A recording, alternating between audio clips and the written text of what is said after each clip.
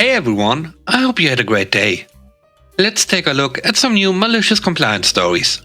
Please let me know what you think about today's stories in the comment section below. The first story is called No Harm But Free Time. I was working for an audio, video and PC rental company with a decent sized warehouse. We were tasked with building shelving to reorganize and build a small working space for the warehouse crew. A few co-workers, the boss and I were all tearing things down, rebuilding and running back and forth from the hardware store to get wood.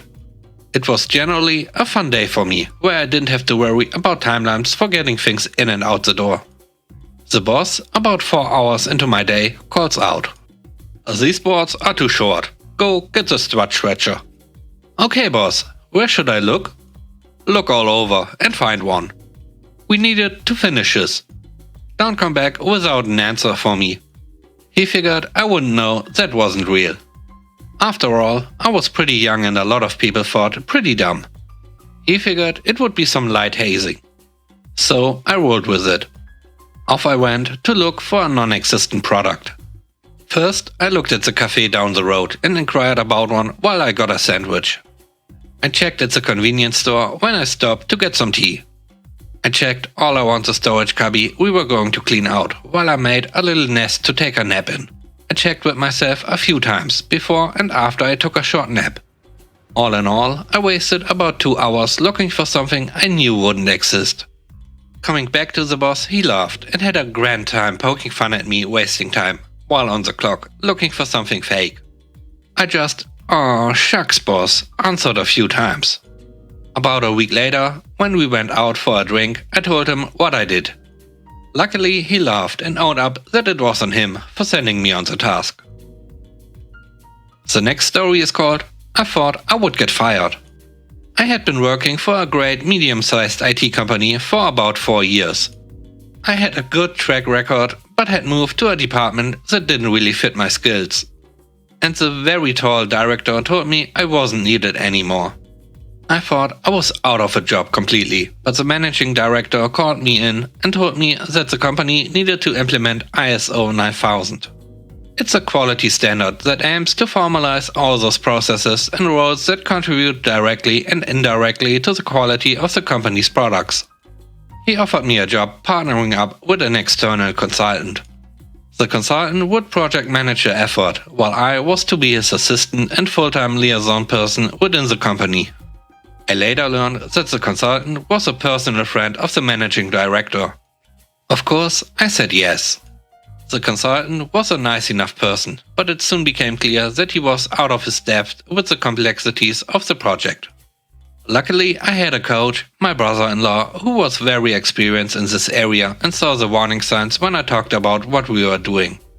Within the company, there was a lot of skepticism because of an earlier failed project titled Quality Without Limits that soon became Limits Without Quality. So this time around we needed credibility, some quick visible wins and senior management backing. However, the managing director left the company and that kinda screwed up the senior management backing for the consultant. Worse, the new CEO was the very tall director who'd fired me earlier. And although he knew it was important, he didn't really want any involvement in the ISO 9000 project. Fast forward a couple of months and we haven't really achieved much. My relationship with the consultant is getting a bit strained as I start wondering if I might become collateral damage of his lack of skills and leadership. He asked me to book a few grand's worth of training for the two of us. I had to do it by a certain date.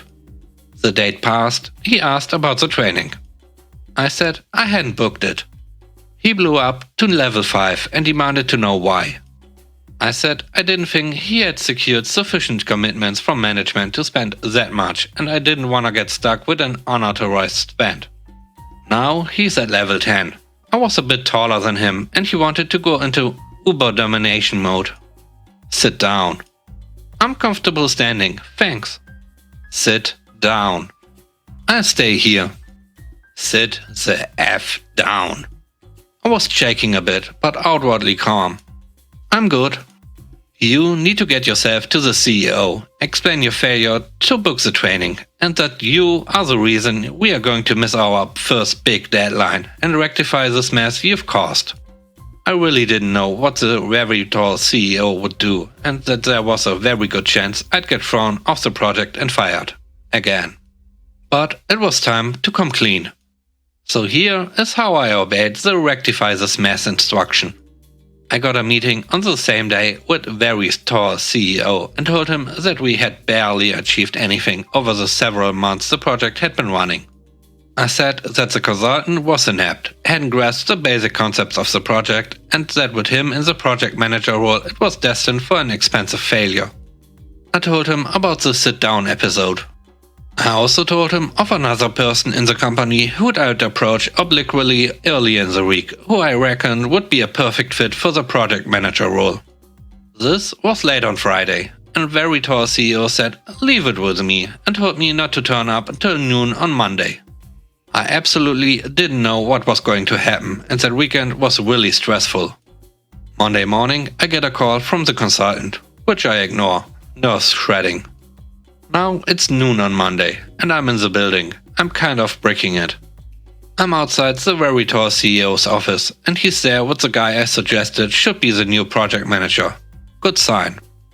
They are laughing about something. Another good sign. I walk in, and the very tall CEO says, "Hi, meet your new boss." Excellent! What happened? Well, I called the consultant into this office this morning, and we had a chat. And? I told him we needed a serious talk about the project and invited him to sit down. He started getting agitated and declined. I asked again. He refused. I said, either you sit down or leave the building right now. The consultant sat down and I explained I wanted to make some changes. Net, he left the building with all his stuff anyway an hour later, but only after I had told him why we didn't want him any longer. I didn't know what to say.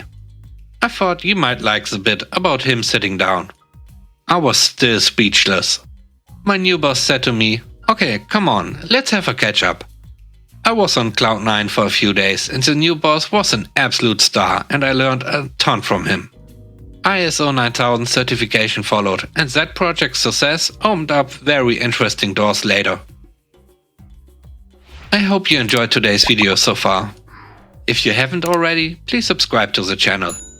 And don't forget to hit the like button, it really helps. And now, on to the last story. The last story is called "They Made Me Ruin Everyone's Lunch." I'm a good worker. I show up 5 minutes early to every shift. I stay late when I'm needed. And unlike half of my co-workers at the time, I actually did my job. I was a credit to my workplace and the general manager knew it. After 3 months working there, I had already gotten $1 an hour raised and a few new uniforms as a treat, manager's words. This is when things started going south. Apparently, our location was under evaluation to become a trainer location. Meaning that we would have a member of the training board making a trip from HQ once a week or more to test the employees on their knowledge and their following procedure. This lady was a witch. She showed up and immediately took issue with every single thing she saw. Your name tag was slightly tilted or under your apron. You got written up. You didn't have the right color pants on. Right up. Your shoelaces were even the slightest bit loose. Right up. I luckily wasn't written up once, but many of my co-workers got more write-ups in that week than they had gotten the entire time working there. Eventually, she started quizzing people, and if she took issue with anything you said, you were immediately written up and forced to retake the relevant training. This could mean that you got the wrong terms for the chicken, or that you stumbled over a word. Now, I may be a good employee, but I say a lot. It's a very bad habit of mine, but it only comes out when the information I'm looking for is habitual and not conscious. So stuff about the uniform, I'm game, but if you ask me how long the chicken needs to be steamed for, it might take a few for me to pull that info up, cause I know it by pressing the up arrow on the steamer 5 times. My solution? I would just answer in simple terms, no excess language. My goal was to use the minimum amount of speech possible. I was going all Kevin on the switch. How much mayo do you put in certain pounds of chicken? 5 pounds or 1 gallon tub. What dishes need to be cleaned and available at all times? Baking trays and shredder parts. What color shirt do you wear on Tuesday? Blue. It took me a bit to get the info, but I could and did pull it all out with no arms, which I know she would have taken issue with because she did when a coworker did the same. I thought I was in the clear. I thought wrong. I get called over to one of the dining tables halfway through the lunch rush, surrounded by customers, where my general manager and the HQ lady were sitting. I sit down across from them. What do you need? HQ lady tells me that you were rude to her. I was? You responded in such short answers and avoided any conversation with me. I did because I was afraid you would take a problem with something I said, and so I limited the things I said. It looks like I was right. Regardless, you'll have to sign this form saying that you were rude to her. But I wasn't. You were. Whether or not you were, doesn't matter. You have to sign this to continue working. And if I don't sign it? You don't continue working. Wonderful. I guess this means I quit. We'll need your hat and all the pieces of your uniform as well. I stood up, took off my company hat, tossed it on the table, and then took off my restaurant branded shirt and tossed that on the table too. So here I am, a very hairy grown man, standing with my nipples out, ruining the meals of several women around me. I then take a big stretch to show off my very Pillsbury Duff Boy figure and showing off my hairy armpits and tell them I'll have the rest of my uniform at the restaurant by the end of the week. I turn and leave the very lazy kitchen staff to pick up the slack during the middle of the lunch rush. Basically, they finally had to do their jobs. But that's not it. I get a call from the general manager the next day, where she asked me if I knew that the HQ lady was trying to bluff me. I responded with, I don't want to work in a place where an HQ feels the need to bluff the employees. The assistant general manager gave me a glowing review, and I had an easier and better paying job before I even dropped off my shirt at the end of the week. Thanks for watching the video. I hope you enjoyed it. If you did, please leave a like. And if you want to see more videos, don't forget to subscribe. Have a great day and stay safe. Bye bye.